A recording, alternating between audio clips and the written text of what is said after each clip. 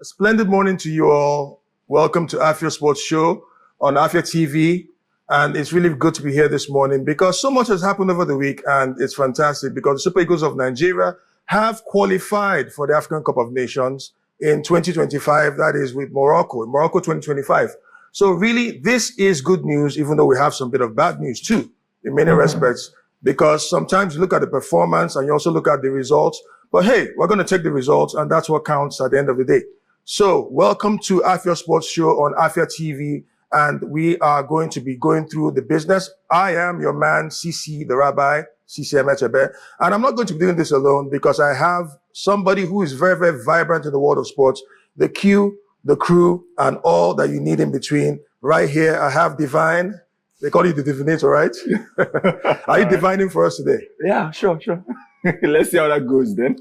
Okay, really fantastic. So, I mean, we just have a very, very brief period of time today, but we have a lot to look into in the world of sports. Yeah. And so much happened. First of all, the most important bit of news was what happened just this past week, a couple of days ago, when the Super Eagles of Nigeria knew that they needed 1 point. And that point was what they needed to get. But there was a little bit of a twist. Yeah. I mean, we're going to talk about that. Yeah, the twist was due to the fact that our dear friends, remember our friends? The Libyans, the Mediterranean Knights of Libya, our friends who hosted us in such a fantastic manner, that hospitality was something, you know what? Visit Libya. Don't take my word for it, but just visit Libya and have a wonderful time there. The same way the Super Eagles had a wonderful time. I'm sure they have many stories to tell about that. But the Libyans did us a further favor. And that favor was that they went to Rwanda and then faced the Amavubi of Rwanda and then got the result that nobody expected. That was their first win, which mathematically put Nigeria through to the African Cup of Nations, which meant that it was more like a dead rubber game. That game that ensued between Nigeria and Benin Republic in the Stade Philippe Houphouët-Boigny Stadium in Abidjan was just mathematical, academic, and they didn't really need anything. But come on, Divine, you have a bit of insight into what happened there. Well, how was the performance to you, even though we know that the result was okay? Yeah, well, it wasn't really so wonderful, so to speak. I'm just saying it as a plain Nigerian, as a plain Super Eagles supporter. The result wasn't really so wonderful, but that be the case. No problem, we've qualified, but we weren't so wonderful, especially in the midfield. Our midfielders were not creative.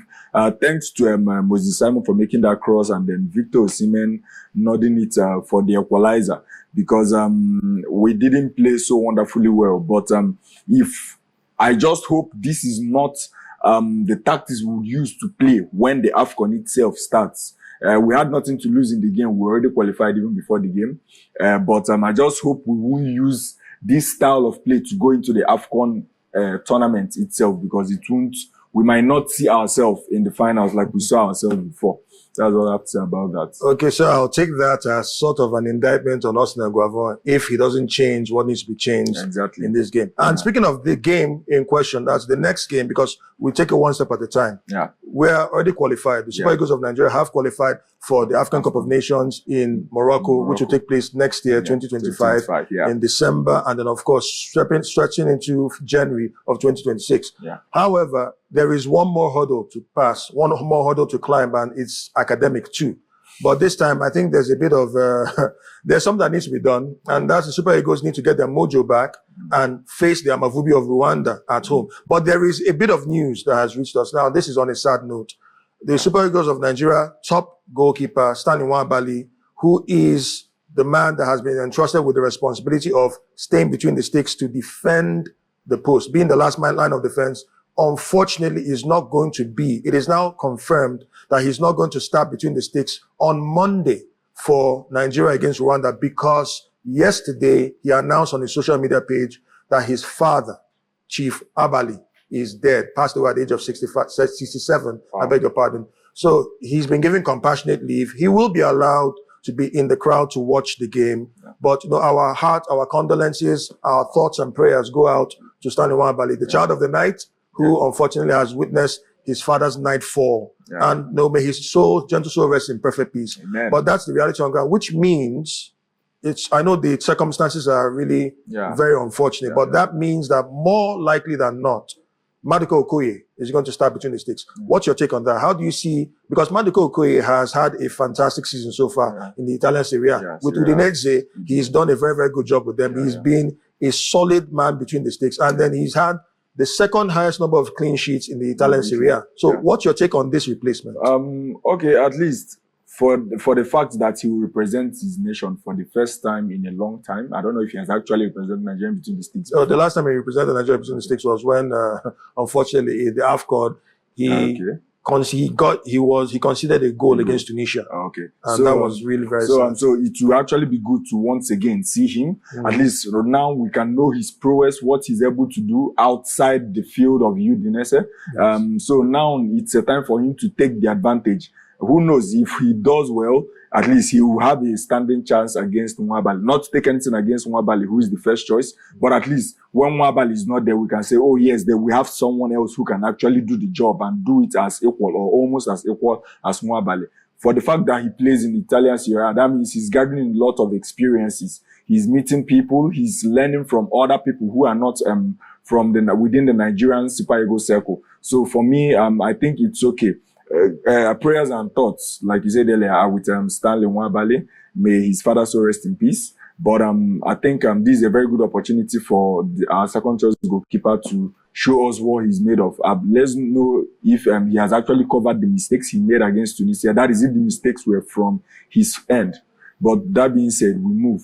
Yeah, I mean, it's very, very important. He has a second chance, an opportunity, and, you know, he went through a lot. Now, one of the major reasons I'm really happy about Stanley Nwabali's situation right now is that he went through a lot of stress, mental stress. You know, Nigeria is a country that has 200 million coaches, and everybody was on his neck. Everybody was on his back. And considering the fact that he didn't grow up in Nigeria, you know, that mental fortitude that we're used to, that we have, is something that he did not have then. But he's grown in leaps and bounds. He has matured. He has moved on from there. And he's shown his performances in Udinese, in the Italian Serie A, that he's more than capable of standing between the stakes. So I think it's safe to say that he's going to be a safe pair of hands for Nigeria there. Now, that moves us to the game, the preview for the game proper. Rather, the preview, for the game proper. The game is going to be coming up for everybody's information right now. The game is going to be covered live. That is the game between Nigeria, the Super Eagles of Nigeria, and the Amavubi of Rwanda. Will be taking place live at the Godswill Akpabio International Stadium in Uyo by 5 p.m. on November the 18th. That is Monday, November the 18th. And we will be hosting it live on Afia TV. 5 p.m. is the kickoff, for the kickoff time. But of course, the studios will open by 4 p.m. where there's going to be a bit of analysis and reviews concerning the match. And we know that Nigeria don't need this match. They don't need the result to qualify. But it will be fantastic for Cerezo, that is for Austin Aguava, to finish the campaign on a positive note, unbeaten. Because as it stands right now, 5 games played, 3 wins, and then 2 draws. That is a good result. 8 goals scored, 1 conceded. But we just need to end the game against Rwanda. What's your take? What's your verdict? Just in about 30 seconds. What's your verdict concerning Rwanda? Nigeria, Amavubi, Rwanda. What's going to be, where will the game be won or lost? Where are the major areas that you feel Nigeria can capitalize on the Rwandans? And who do you think, because that's part of what we're discussing right now, who do you think is going to get some minutes? Because there are 1 or 2 players that were in that game against Benin Republic that we may not have expected to see start. Someone like Gabriel Osho got his debut. We didn't expect, many of us did not expect to see him have his debut for Nigeria, because it was a high-stakes game. Then also, Senior Mankels, that's Kelechi Iheanacho. I'm sure a good number of people did not expect to see him start there, but all the same. But the other players who haven't gotten minutes or adequate minutes, we want to see more of someone like Hassan Yusuf. We want to see some more of somebody like Rafa Onyedika. We want to see a good number of players show their stuff there. So what's your take regarding the game that's coming? What are your expectations concerning that game? Like you said, we want this game to finish on a positive note. In as much as we have nothing to lose, we've already qualified mathematically and academically. So for me, I would say what's his name? Guavon should actually make some changes. Rest some of the key players since they don't have nothing to lose, so they can be in good shape to return to their club sides. These guys are playing in top level, and especially in Europe. So I hope we get a win from them. I'm not saying Rwanda is a bad team, but should I say by experience and by football knowledge and by coordination, we should actually beat these guys hands down. But that being said, come Monday, we'll see what happens. But I expect Nigeria to win the game at least by 2-1. Okay, you've gone ahead of me. I wanted to ask you when I put you on the spot. Because, you say, we'll beat them hands down. We said the same thing about Benin Republic. I mean, there we are. But all the same, it's good to know. It's football. It's football, yeah. Football is not mathematics. And, hope is not a business strategy. It's commonly said. Okay, so that's that for the Super Eagles of Nigeria's campaign. Nigeria has done the job against Benin Republic. Nigeria now has one more game to go, and that's going to be against the Amavubi of Rwanda. And that game, I want to repeat, is coming up live by 5 p.m. on Afia TV, and that's going to be by 5 p.m. The studios will open by 4 p.m. So please don't touch that dial. Stay tuned to Afia TV. And then also you can follow the action on our socials at Afia TV Official. You're going to find everything there on YouTube, Instagram, X, and Facebook. And you're going to go, if, for instance, for some reason, you're not in front of a traditional television, you can follow us anyhow, anytime, anywhere, and you get in-swingers concerning the game. So that's that for the Super Eagles of Nigeria, and their campaign is pretty much over. And we're going down to the local league, back to the local league and the NPFL. Want to look at the NPFL fixtures for this week, because there's going to be, of course, the AFCON qualifiers will not interrupt the fixtures for this week. So we look at the fixtures this week, beginning today, Saturday, November the 16th, 2024. Aqua United will be hosting Nasarawa United by 4 p.m. And that's going to be the only game for today. And tomorrow being Sunday, the vast majority of games will kick off, with the early kickoff being El Kanemi Warriors up against Niger Tornadoes, and Kwara United from 4 p.m. The rest of the games are from 4 p.m., where Kwara United are going to be hosting Plateau United, who will be serving the first of 3 matches. Well, actually, this is not the first of the 3 matches, because the 3 matches are 3 home games, and they're playing away at Kwara United. Remember, because of the debacle that happened between them and Enugu Rangers, part of their punishment that was given out to them was that they were going to have 3 straight home games behind closed doors. So they don't have a home game tomorrow. Kwara United will be hosting them. And then Enugu Rangers, the Flying Antelopes, will be hosting Pendle Insurance at the Cathedral. And that's Nnamdi Azikiwe Stadium by 4 p.m. Kano Pillars, same as Sugida, will be hosting Heartland FC, who have actually enjoyed a bit of resurgence right now under Emmanuel Amunike. And Sunshine Stars will be hosting Lobby Stars. Abia Warriors will be hosting Eyimba. That's the Abia Derby. That's going to be a cracker. And Remo Stars, who have been having a fantastic season so far, top of the log after 11 games, are going to be hosting their closest rivals, Rivers United. And that's also by 4 p.m. Bayelsa United will be hosting Katsina United, a battle of 2 Uniteds who will be united at the end of this game. And we see Ikorodu City hosting 3SC by 4 p.m. Those are the clashes for this weekend, the MPFL clashes. And what's your take? What are the standout fixtures, Divine? What are the standout fixtures to you? And what are your expectations? The Eyimba game versus Bendel Insurance. Am I right? Yes, Eyimba versus Bendel Insurance. No, Eyimba is Eyimba is the Abia. They're facing Abia Warriors. I meant to say Rangers. Rangers versus Bendel. I know you have a soft spot for Eyimba. I can tell. You have a soft spot for Eyimba. It's the derby. You like elephants? I'm actually from Abia State. So. Oh, no wonder. Now, what's the elephant in the room? The elephant in the room is that Eyimba have a tough call to win the MPFL for the 10th time. I know that I'm rubbing this in for you, because Remo Stars are flying high this season. Remo Stars, I'm a Rangers fan, big Rangers fan. I will never drop that. But I always like calling a spade, not a garden implement.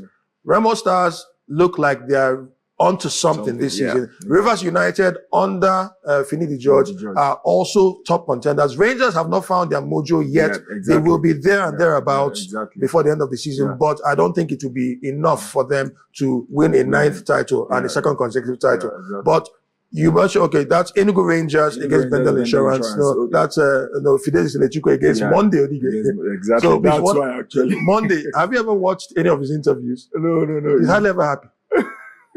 Coach Monday, smile.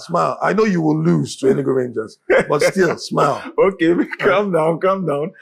Actually, I actually want Rangers Enugu to just win this game. Simple. But what happened last time in the Plateau? Oh God, it was really devastating. That I won't even call it a tragedy. I'll call it a crisis. Like, that was totally unheard of. But I just pray they bounce back, because that thing, it will cause some kind of mental and psychological issues for the players. But finally, we are playing at home. It's at the Cathedral. So I hope they get a win. I actually do want them to get a win. I want them to hit Bendel Insurance so hard. Like, that no matter what happens, we are still the Flying Antelopes and we never say die. Then, Abia Warriors versus Enyimba, the Abia Derby.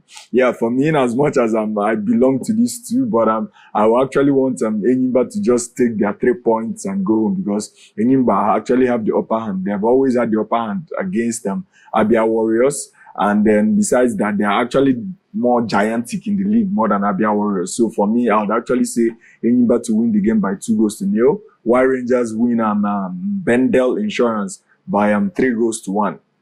That's my prediction. The last time Enugu Rangers scored 3 goals in a game was in a loss. Yeah, that's why I said let them take the pains of what happened at Plateau United, use that going into the game and, doing wonders for us. Of course, it's football. Is it not possible that they can score 3 goals? Okay, so on air, you all heard it. You heard Divine when he said, in not so many words, the Enugu Rangers are going to use Bendel Insurance as a punching bag. Now, take note. If anything goes wrong, come after him. Don't come after me. Okay, so that's that for the fixtures. I think one other fixture that I would love to see is Canopilla, same as Sugida, up against Heartland for a good number of reasons. I love seeing, I know he misspoke recently, and Canopilla's got fined as a result. They find out, of course, he can handle by himself. I mean, come on, this is the governor. He's the governor. He's not called the governor for nothing. So Ahmed Musa, but still, it's always good to see Ahmed Musa. Rabiu Ali, the man has refused to age. Rabiu Ali is 43. Come on. And he's banging in goals every season. And he doesn't look like he's slowing down. Rabiu Ali, that guy, anyway. We really need to have a talk with him. I will definitely have that talk with him. I will, rest assured. But Rabiu Ali, the fantastic player and all that, and I would love to see what they will do against Heartland, because Heartland, like we said, have enjoyed a little bit of a resurgence in form. And it's testament to, for me, it's testament to the tactical nous and abilities of the coach, Emmanuel Amenike, a coach that I have great tremendous respect for. And that's one of the ways I judge coaches. I judge their abilities. I check them and I want to see what you're able to do. Now, this is not, you can interpret it anyhow you want to interpret it, but this is not a dig at the likes of maybe someone like Pep Guardiola, because he hasn't coached a major, maybe he hasn't coached a club that is somewhere in the mid-table before. Exactly. I want to see what you're able to do with clubs that are struggling. I want to see what you're able to. That's why I hold people like Carlo Ancelotti in high regard. I hold people like Rafa Benitez in high regard. Jose Mourinho. These are some of the managers. I also hold Pep Guardiola in high regard. Don't get me wrong. But I would like to see what you're able to do as a coach with a mid-table team. Relatively weak team, a mid-table team, a relegation-threatened team. And Emmanuel Amenike, he's doing just that. I know it's still too early. The league is a marathon, not a sprint. But it's still too early for us to maybe have a verdict concerning that. But that is a game I would love to see. I don't know if we share the same sentiments. Yeah, so you just said the same thing. You said my mind. But let's see how it goes. He's a good coach. I still respect him, even what he did for Super Eagles as a player and now as a coach. He's not doing relatively bad. So let's just watch as the event unfolds on that day against Kano Pillars. So it's going to be a real cracker. So even though I didn't really talk about it, but that game is actually going to be one to watch. Okay, that's really good. So there you have it. The NPFL fixtures for this weekend. Make sure you tune in and then watch them. Enjoy wherever you are, whatever part of Nigeria and around the world. Of course, you can stream, you can find out, get the fixtures. You have teams that you support in Nigeria. Please, if you are Nigerian in particular, adopt at least one team, support them. Don't just go supporting every other team around the world. And then, they say charity begins at home. We know it doesn't end at home, but it begins at home. Get home, support some of the teams there. It could be Rangers, it could be Kano Pillars, it could be Aimba, it could be Remo Stars, it could be any team at all. Just find a team, adopt that team, and give your full support to that team. And that's going to make things good, because we have to enjoy our local leagues with everything in our hearts. Now, speaking of leagues, we're going straight to Europe, the UEFA Nations League. There have been some fixtures, some results that have come out there. Yesterday, and of course, even today, there are going to be some other games that will be played. But for me, the two standout games yesterday were Iberian games. Now, when I say Iberian, I'm referring to the Iberian Peninsula. In the Iberian Peninsula, you have Portugal. And Spain. Now, Spain grabbed a 2-1 win away from home against Denmark. That was good. But I think it's safe to say, for every football fan and even neutrals, that one of the standout games had to be that Portugal game. Portugal against Poland, 5-1, with the insanely, I don't know, I'm trying to find the right terms to use to describe Cristiano Ronaldo dos Santos Aveiro. He grabbed a brace, first from the penalty spot, then he grabbed a second goal, which puts him at a staggering 135 international goals in 217 appearances. Games, 217 appearances for Portugal. I don't understand. For Portugal. And he's still banging in the goals. Yeah. What's going on? What's going on? He's a goal machine. That's what's going on. No, the thing is, being at the top of your game, knowing your strength and capitalizing on your strength. That's what's going on. That's how you get it done. If you know that, okay, you're actually good in making assists, you're good in seeing through balls, in seeing runnings, and you can measure passes, then build on it. Make sure you're the best at it.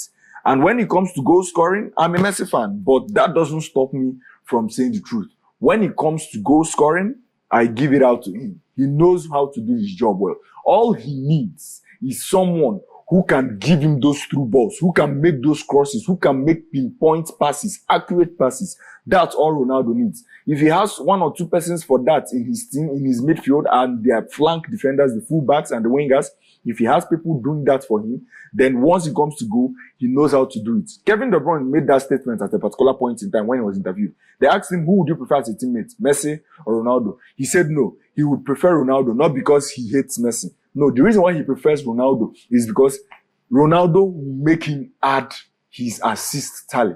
His assist number will increase. Messi can steal the whole game, the assists, the goals, no, but Ronaldo will make his assist number count because he knows once he gives Ronaldo that ball, he knows that we are seeing 90% goal. If he gives Ronaldo seven assists, he knows that Ronaldo will score 6 of those chances.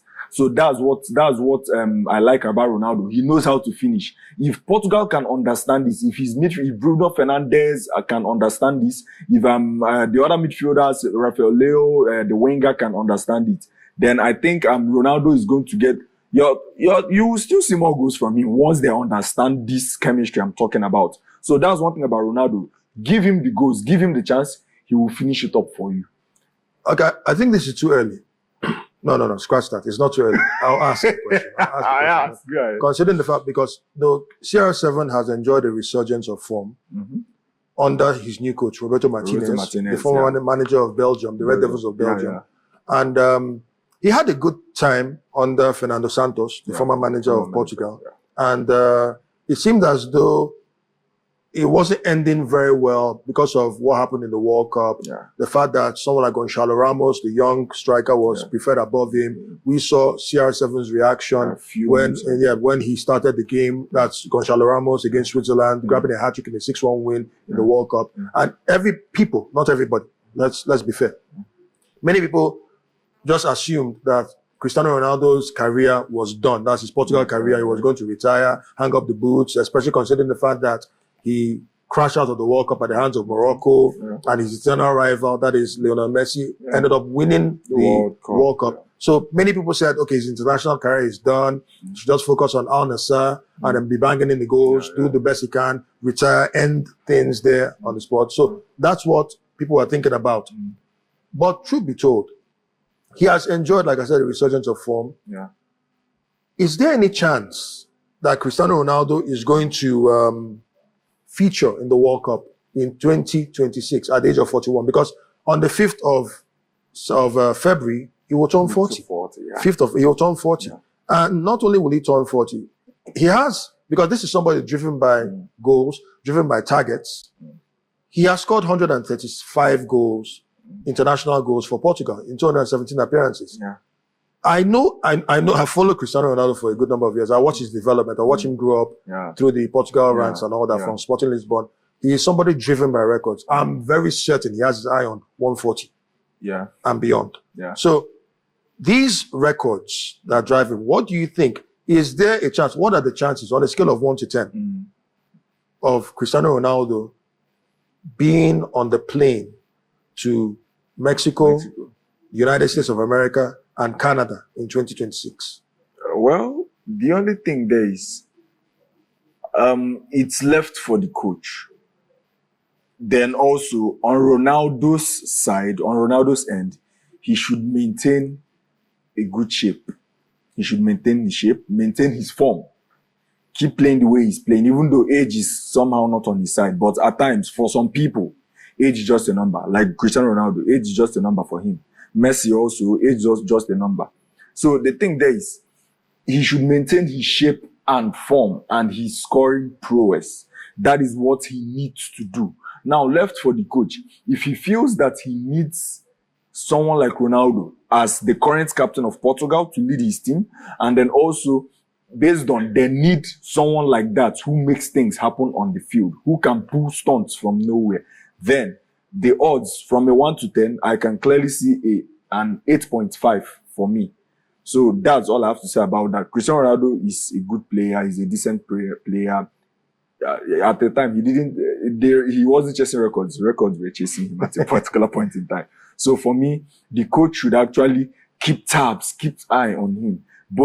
Of course, he will spend more time with Al Nassr from how do I say it? From now till 2020s, whether Al Nassr or whatever, he will spend more time in his club game. So Ronaldo, maintain a good shape, maintain his form. His coach, keep good tabs on him and know whether to call him up for the World Cup. So it's on two ends, Ronaldo's end and the coach's end. I think well spoken. You've heard the divinator, and he has divined. I don't know what exactly he's looking at, whether he's looking at sticks or looking at maybe a puddle or I don't know, maybe a goat's liver. I'm not sure. He'll be the one to tell us about that. But he has divined for everybody right now that Cristiano Ronaldo dos Santos Aveiro is likely, of course, based on his form and his longevity, his strict regimen, his discipline, his consistency, his internal drive. There's every chance that CR7 may be on that plane to the United States, Mexico, and Canada for the World Cup in 2026. Exactly. So there you have it. We'll just keep our fingers crossed and watch his development with each passing day, and let's see how it goes then. We're going to go on a very, very short break, and we have a bit of news for you coming back. And that's about what happened by 3 a.m. today, where Iron Mike Tyson, I don't know if I should call him Iron Mike Tyson anymore. The Iron has gone. Iron Mike Tyson, unfortunately, lost a boxing bout to Jake Paul. I think we need to look at that. We need to look at that once we come back from this show. All right. Good morning. And welcome back to the Afia Sports Show on Afia TV. And we have been having a very, very wonderful time here. I remain your host, CC Emechebe, also known as CC the Rabbi. And I still have the divinator here, that is Divine. And we've been talking about a good number of things. But we're going to end with this, on this note. We have mixed feelings. I personally have mixed feelings, having watched Iron Mike Tyson. He's one of the greatest heavyweight boxers of all time. He's one of the biggest fighters. His grass to grace story, and of course, back to grass after that was another thing there. I remember vividly in 1997 when I think that's when his career suffered a downhill when he faced Evander Holyfield. He was so beaten that he had to chew a piece of his ear. I remember then, I was still in secondary school then, senior secondary school, about leaving secondary school at the time, 1997. So I remember vividly when that happened. Tyson's career spiraled. He went to do a number of things. But that doesn't change the fact that Iron Mike Tyson is 58 years old and he fought against a much younger fighter in Jake Paul. I'm sure many of you know Jake Paul, the YouTube influencer whose brother is Logan Paul. They do the same thing. Yeah. So he is 27 years of age. So a 31-year gap, and they went 7 rounds and then they fought. And anybody who, I saw the game, I saw bits of the game and all that, and I felt heartbroken because I knew when Mike Tyson was a beast that was taking down people bigger than him, people heavier than him. But many people could not even last a round with him. Many could even, scratch that. Many couldn't even last a minute with Mike Tyson. He would brutalize them Larry Holmes will tell you a lot about what happened to him there. Buster Douglas will tell you a lot about what happened to him there. He was taking them down. Or the bigger they come, the harder they fall. Yeah, exactly. He was a heavy puncher. At one point, his punch was recorded at 50 kilograms. That's, imagine a 50 kg sack flying at you at full speed. You're finished. Yeah. The structural integrity of your face will be tested. And that's what happened there. But Tyson has been, you said it earlier, we were talking of, he's not just a shadow of himself, he's a shell of himself. And you could see how pitiful he was in that game. And I think it's even safe to say that Jake Paul was holding back a little bit and just trying, and then he lasted 7 rounds, which credits to Mike Tyson. Yeah. At the age of 58, he lasted 7 rounds, and then the unanimous victory was given to Jake Paul. What are your thoughts on that? This decline, first of all, I think we have to agree on one thing. Yeah. No matter what, Mike Tyson should not return to the ring for any exhibition or anything. Yeah. I wouldn't like to see him embarrassed. But what are your thoughts on that bout between Iron Mike Tyson and Jake Paul? Number one thing there we need to know is the age difference. Mike Tyson is way past, not just past, he is way past his peak, his prime, so to speak. Well, okay, be that as it may, 7 rounds, well, not bad for a 58-year-old. I don't know how many 58-year-old people who can actually go into a fight and go with someone who is actually approaching their peak in the person of Jake Paul. But all I'll say is this, big respect to Mike Tyson. Like you said, he shouldn't go into the ring again for any, whether exhibition or a real match. No. Okay, so the thing there is that, okay, no problem, but this should be a lesson for him. He can't do anything that he does again. He's a shell of his former self. Credits to Jake Paul, a good match. Good luck in his career. Okay, yeah, there you heard it from Divine, the Divinator, and I think we all have to agree. Mike Tyson, you have done very well over the years. His last bout was in 2005. Yeah. So imagine almost 20 years. 20 years. Oh, and he came out there. Yeah. So possibly when he was in his peak, Jake Paul Jake Paul was a toddler now. Come on. So anyway, that notwithstanding, Iron Mike Tyson, the curtains have drawn on his career, boxing career officially. Yeah. So we wish him all the best, and all his successors will continue powering on and then making the world proud in the world of contact sports. And that's how we're going to power on right now and depart for today. Thank you for being with us on Afia Sports, on Afia TV. We are also, this is a reminder, we're going to be hosting the game. We're going to be viewing that game live, and that is the game between Nigeria, the Super Eagles of Nigeria, and the Amavubi of Rwanda by 5 p.m. on November the 18th, Monday, November the 18th, 2024. And the studios will open by 4 p.m. where there's going to be a pre-match analysis and reviews concerning the game. So please make sure you don't touch that dial and stay with us. We give you exclusive coverage on Afia TV. Afia TV will give you everything that you need to hear about that game. So don't touch that dial. Follow us on our socials on Afia TV Official, Facebook, YouTube, Instagram, and, X, that is formerly known as Twitter. Till we meet again next Saturday, have a wonderful time, my neighbors in sports.